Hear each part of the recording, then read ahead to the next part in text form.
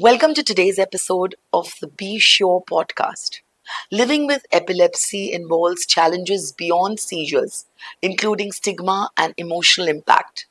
However, with the right treatment and adjustments, many people with epilepsy can lead active lives.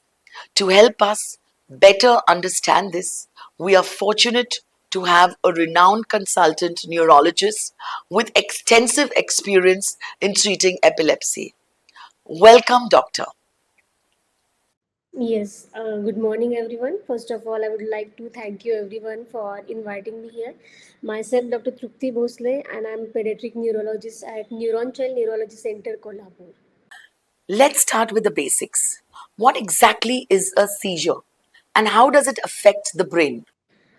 Sure. Basically, our brain uses tiny electrical signals to control or regulate everything that we feel, think, and do. Usually, a seizure occurs whenever a person's brain has abnormal electrical activity, usually a surge of abnormal electrical activity. Overwhelming is normal function. So, simply we can describe it as a storm in the brain. During seizure, a person or a child may experience loss of consciousness, may feel confused or disoriented, seizure or shaking of the body, and sometimes may feel certain fear or panic. Okay, and what is epilepsy, doctor?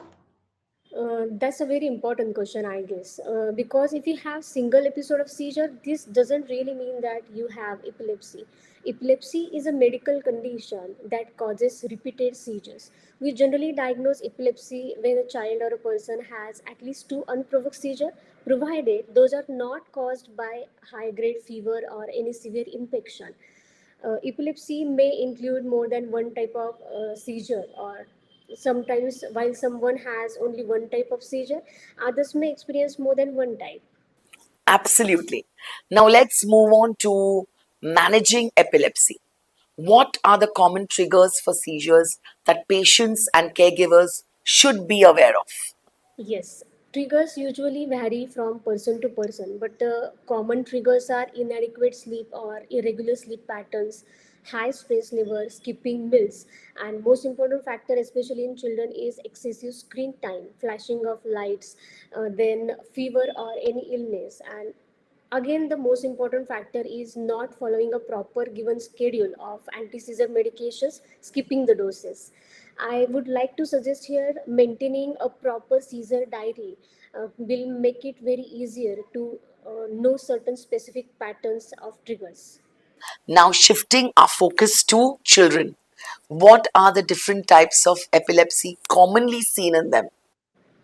Yeah, there are various forms of childhood epilepsy, each one with specific characteristics.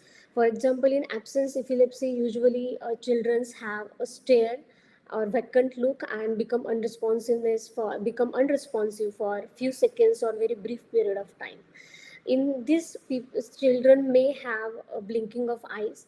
In another kind of epilepsy called Rolandic epilepsy, there are seizures only in the sleep, which may involve only one side of body. Then in juvenile myoclonic epilepsy, there is sudden twitching of extremities or body or jerking of extremities.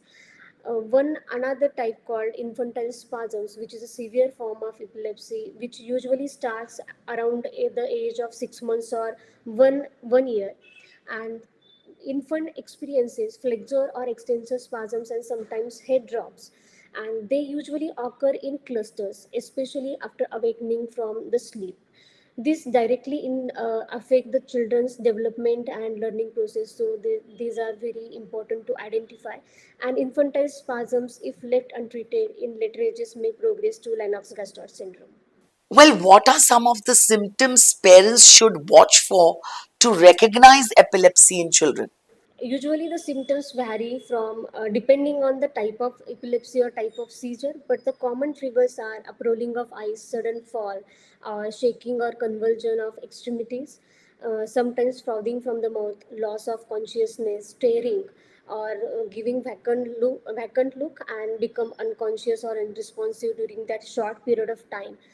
Then sudden fall, unusual sense of fear, or certain unusual experiences or sensations like taste or smell. rhythmic nodding, and sometimes breathing difficulties also. In infants or small children, it is very harder to notice or to recognize the seizure because they usually involve the unusual repetitive movements, sometimes twitching or eyelid fluttering. So caregivers should always notice carefully all the abnormal movements in the children and should inform their doctor whenever possible. What causes epilepsy in children? Are there any specific triggers? Yeah, the causes of epilepsy in children usually differ from adults, but the common causes involve the perinatal insult, like lack of oxygen at the time of birth, brain injuries or brain infections like meningitis, sometimes the metabolic causes, genetic causes, or inherited conditions. There are certain genetic mutations which usually cause epilepsy in children, and certain triggers like sleep deprivation, high grade fever, infection, not following medications schedule. These are the common triggers. But in many children, we may not find a specific cause. We generally called it as a unprovoked epilepsy or unprovoked seizures. How can epilepsy impact a child's development? And what are the risks if it is left untreated?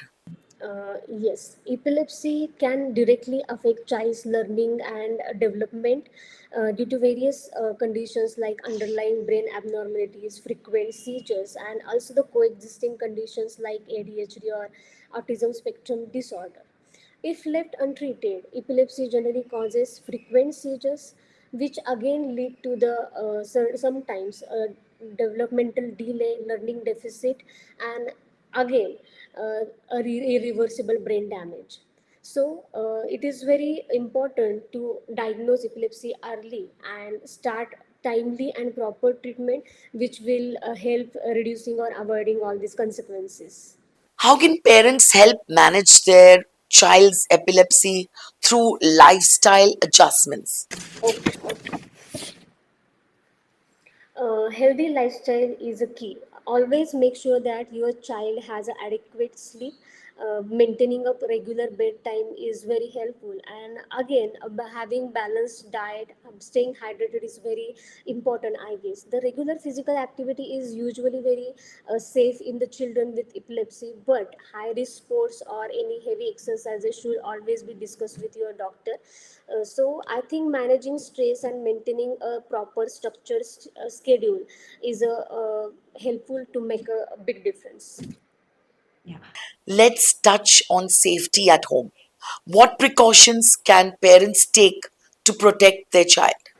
Yeah, parents can take very simple yet very effective steps, like just padding the corners of furniture or their tables, using non-breakable dishes, placing soft non-slip carpets, so that it will reduce the help reducing the risk of injury if a child falls during the seizure.